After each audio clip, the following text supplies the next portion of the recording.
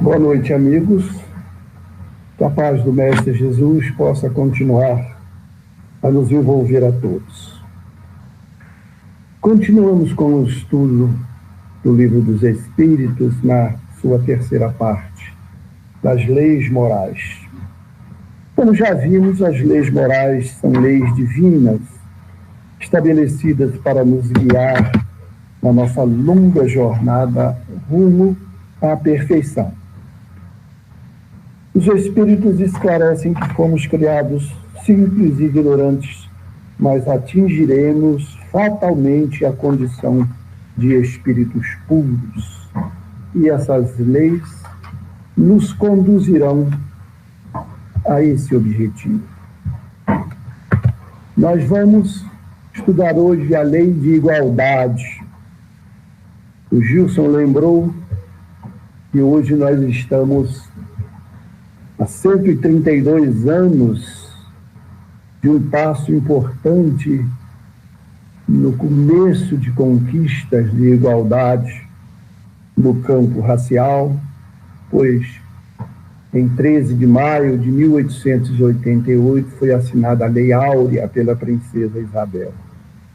Nós vamos examinar nesta lei os seguintes itens: igualdade natural, desigualdades das aptidões, desigualdades sociais, desigualdade das riquezas, as provas da riqueza e da miséria, desigualdade dos direitos do homem e da mulher e igualdade perante o túmulo. É o item que a igualdade é absoluta, não é? Vamos então começar com a igualdade natural. Os Espíritos nos dizem, neste capítulo, que Deus criou todos os espíritos. Então, somos todos filhos de Deus, né? As leis divinas são iguais para todos. Todos os homens são iguais perante Deus. E Kardec comenta que Deus não deu a nenhum homem superioridade natural sobre outro homem, e acrescenta que todos nascem com a mesma fraqueza, estão sujeitos às mesmas dores, e o corpo do rico se destrói como o corpo do pobre. Parece que as leis divinas, as leis morais, já estão influenciando a legislação humana. Vejam só, no nosso país, a nossa Constituição Federal, a nossa Carta Magna, ela estabelece no artigo 5º o seguinte: todos são iguais perante a lei, sem distinção de qualquer natureza, garantindo-se aos brasileiros e aos estrangeiros residentes no país a inviolabilidade do direito à vida, à liberdade, à igualdade, à segurança e à propriedade. Vejam só como as nossas leis caminham para se afinizar com a lei divina. Mas será que basta a lei estabelecer o direito à igualdade para que nós, seres humanos, conquistemos essa igualdade assim, por força dessa determinação legal? Nós vimos ontem, no estudo do Evangelho, capítulo 25, com o Márcio, e ele abordou a questão muito bem, que não é através de leis que se decretam a caridade e a fraternidade. Nos fala o Evangelho lá no capítulo 25. E acrescenta, se essas leis, não estiverem no coração, o egoísmo as asfixiará sempre. Fazê-las penetrar ali no coração é tarefa do Espiritismo. Podemos usar as mesmas palavras do capítulo 5º para dizer também que a igualdade não se conquista só por lei ou por força de lei. A lei estabeleceu o princípio inspirado nas leis divinas, estabeleceu o princípio ideal que cabe a nós, na nossa longa jornada, conquistarmos essa igualdade, fazermos realmente efetivas na sociedade essas conquistas. Vamos, então, buscar examinar a questão das desigualdades das aptidões, das desigualdades das aptidões. Quais são as causas? Nós sabemos que existem diferenças, né, pelo tempo de criação dos espíritos. Nós estamos vendo aqui nos exemplos diversas profissões: engenheiros, médicos, mecânicos, enfermeiros. Nós não poderíamos pensar que esses espíritos foram todos criados, cada qual com a sua função específica. Os espíritos nos esclarecem que são conquistas de cada um de nós, pela diversidade dos graus de experiência, a soma das aquisições, através das nossas reencarnações, através do nosso trabalho, da nossa busca, nós vamos conquistando as nossas aptidões. Vontade e uso do livre-arbítrio, sempre aquela conclusão: busca e acharás. Busca e acharás, e nós estaremos sempre buscando para conquistar. Essa variedade de aptidões, ela tem a sua necessidade. Os espíritos identificam a finalidade para que cada um possa concorrer para a execução dos desígnios de Deus. Todos nós devemos colaborar. Cada um tem o seu papel útil a desempenhar. Cada um de nós, dentro da sociedade, buscamos o nosso espaço. O que um não faz, o outro faz. Então, essa necessidade, ela está plenamente demonstrada no nosso dia a dia.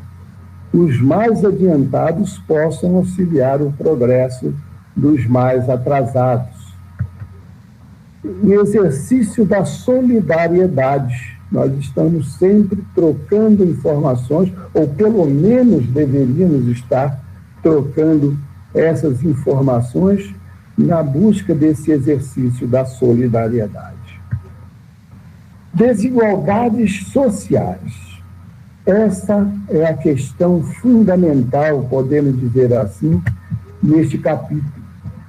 A desigualdade de posições sociais é obra de Deus.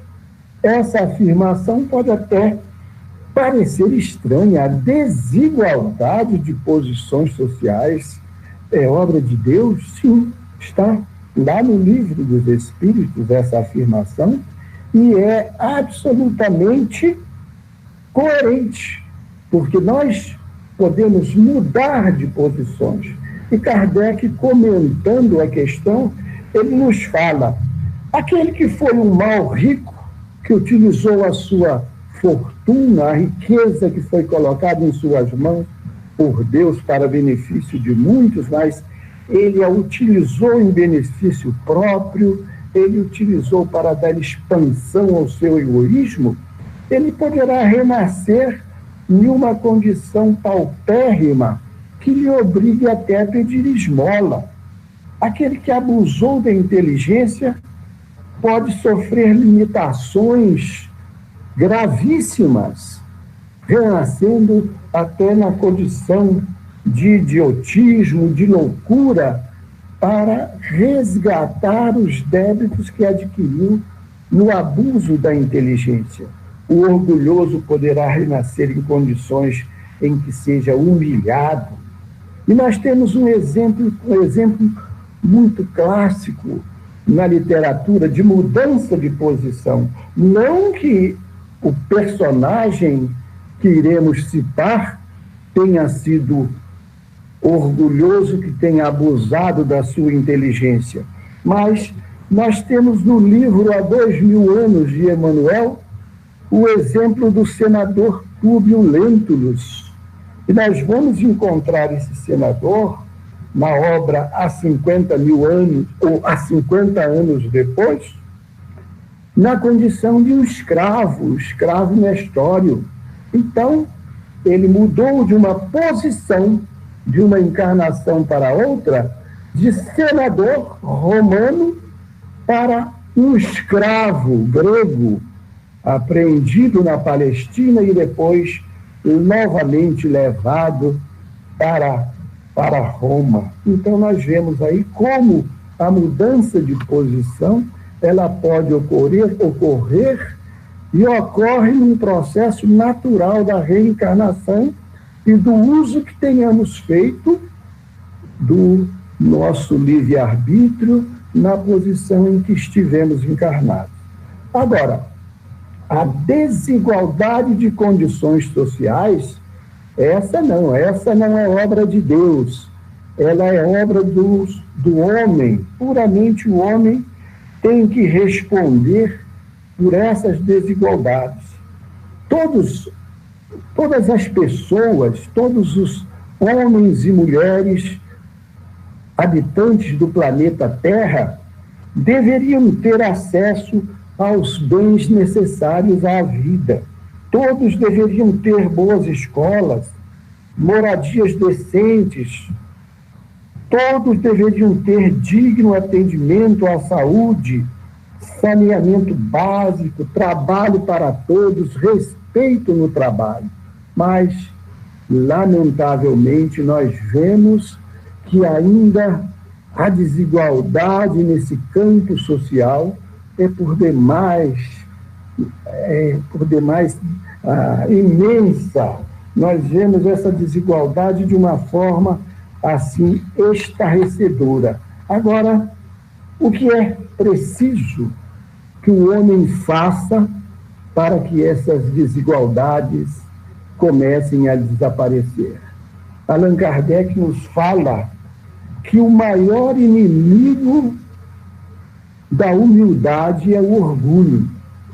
E o orgulho, aliado ao egoísmo, torna a situação muito mais grave. Então, o que esse capítulo procura nos mostrar para que nós possamos aprender é combater o orgulho e o egoísmo.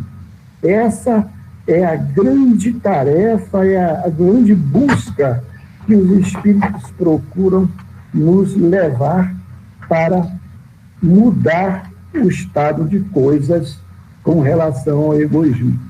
E quando falamos em igualdade, na lei de igualdade, nós precisamos prestar bastante atenção que nós estamos falando no direito nosso e no direito alheio.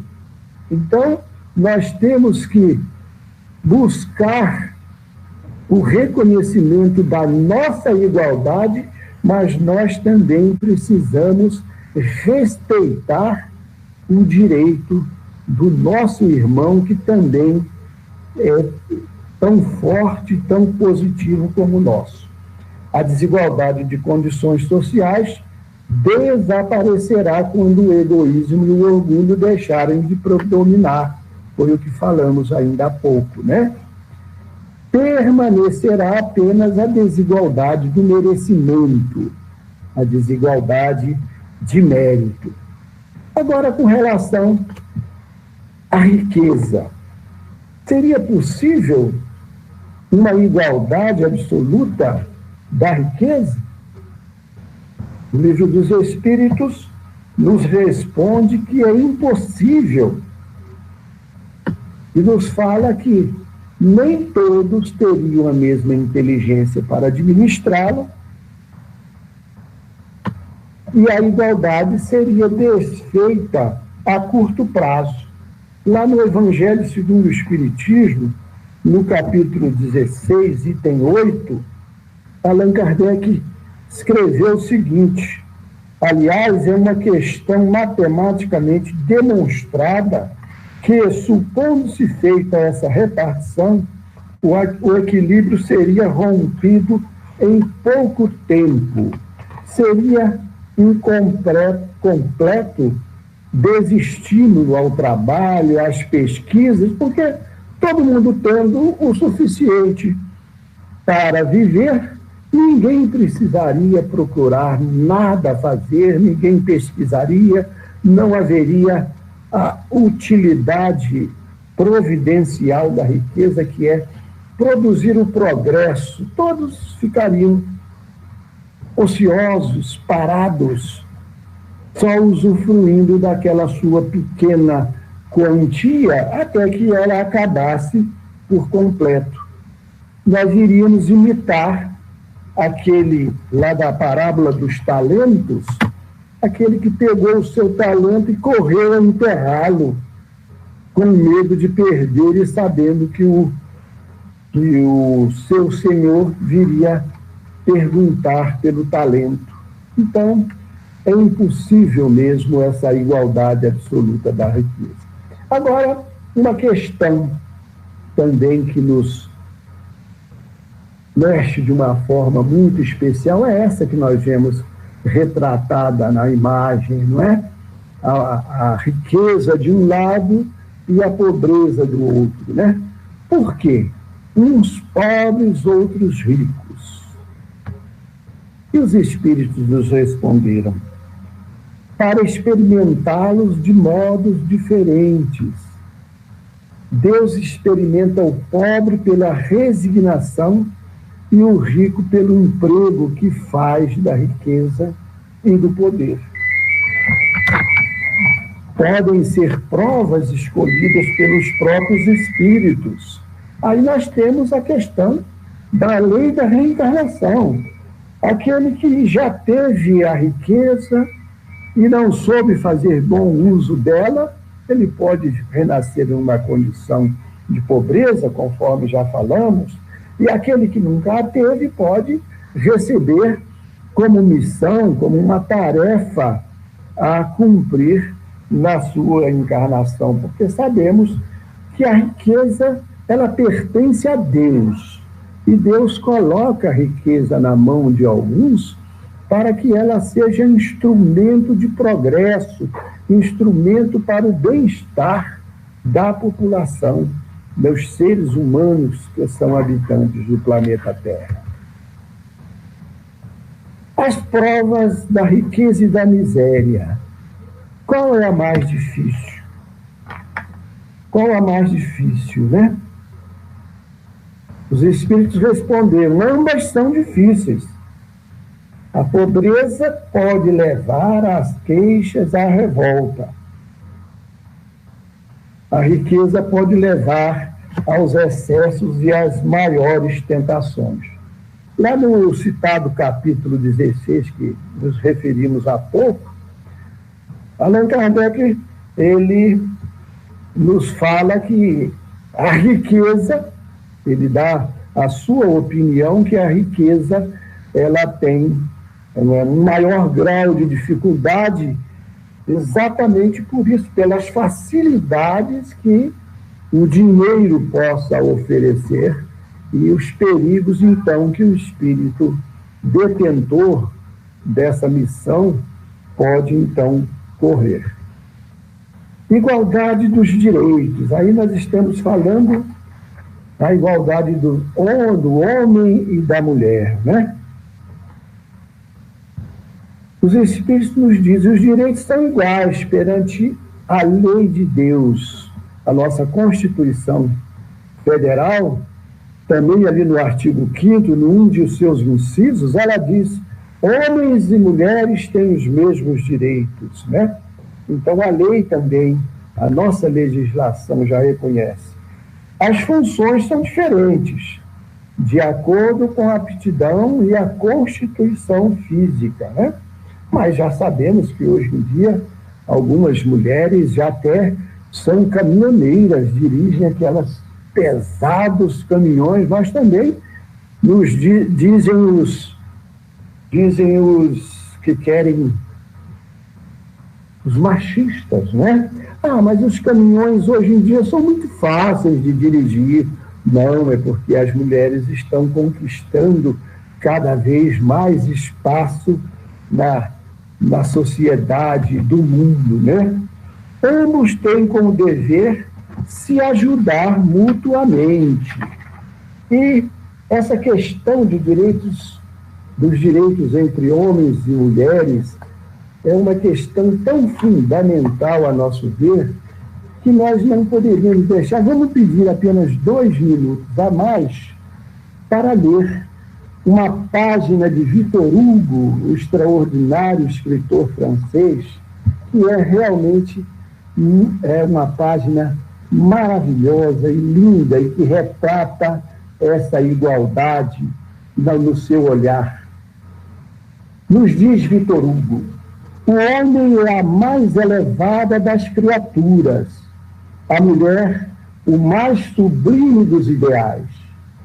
Deus fez para o homem um trono, para a mulher um altar.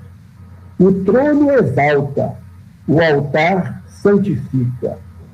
O homem é o cérebro, a mulher o coração. O cérebro produz a luz, o coração o amor. A luz fecunda, o amor ressuscita. O homem é um gênio, a mulher um anjo. O gênio é imensurável, o anjo indefinível. A aspiração do homem é a suprema glória. A aspiração da mulher, a virtude extrema.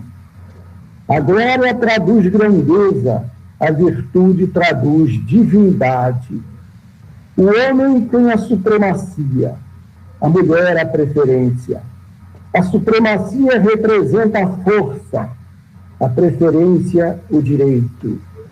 O homem é forte pela razão, a mulher é invencível pela lágrima. A razão convence, a lágrima comove. O homem é capaz de todos os heroísmos, a mulher de todos os martírios. O heroísmo enobrece, o martírio sublima.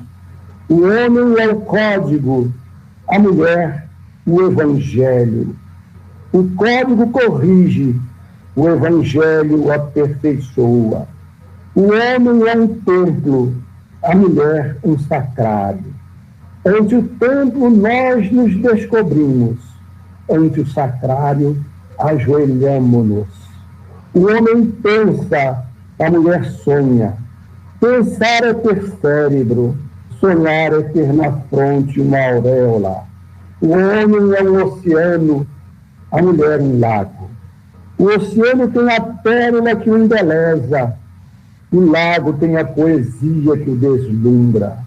O homem é uma águia que voa, a mulher um roxinol que canta. Voar é dominar os espaços, cantar é conquistar a alma. O homem tem um fanal, a consciência, a mulher tem uma estrela, a esperança. O fanal guia e a esperança salva. Enfim, o homem está colocado onde termina a terra, a mulher onde começa o céu. Depois desta página extraordinária de Victor Hugo, vamos concluir vendo que aqui realmente a igualdade é absoluta, é completa. A igualdade perante o túmulo. O túmulo é o ponto de reunião de todos os homens. Nele terminam todas as distinções humanas. Menos perecível do que o seu túmulo será a lembrança de suas ações boas e más. Portanto, queridos irmãos, queridos amigos, conquistemos a nossa igualdade através das nossas ações de combate ao nosso egoísmo e ao nosso orgulho e do reconhecimento dessa igualdade ao nosso irmão, aquele que está sempre ao nosso lado, aquele pelo qual sempre passamos nas ruas e às vezes nem o notamos ou fazemos que não o notamos, porque no fundo da nossa vaidade, do nosso orgulho, nós olhamos para o nosso irmão que torna a nossa cidade limpa como uma pessoa menor do que nós. Vamos vencer em nós o nosso orgulho e o nosso egoísmo para nós realmente sermos merecedores de usufruir da lei de igualdade criada por Deus. A paz do nosso Mestre Jesus possa continuar conosco. Assim seja.